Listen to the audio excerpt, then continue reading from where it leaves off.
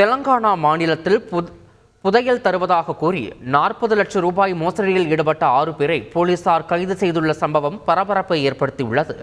கொத்தக்கூடம் சூர்யாபேட்டையைச் சேர்ந்த புச்சையா, கிரண், லிங்கையா ஆகியோர் ஆடுகளை வாங்கி அவற்றை விற்பனை செய்யும் தொழில் செய்து வருகின்றனர்.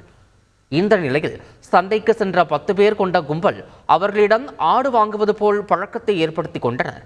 அப்போது தங்களிடம் 2 கோடி ரூபாய் மதிப்புள்ள புதையல் இருப்பதாக கூறி கும்பல் 50 லட்சம் ரூபாய் கொடுத்தால் அவற்றை தருவதாகவும் ஆட்டு வியாபாரிகளிடம் தெரிவித்துள்ளனர்.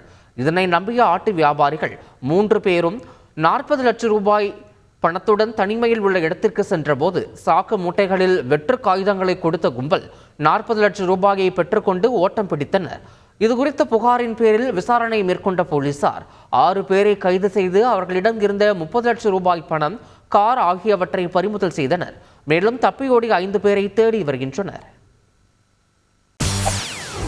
செய்திகளை உடனுக்குடன் தெரிந்து கொள்ள உடனே சப்ஸ்கிரைப் பண்ணுங்க.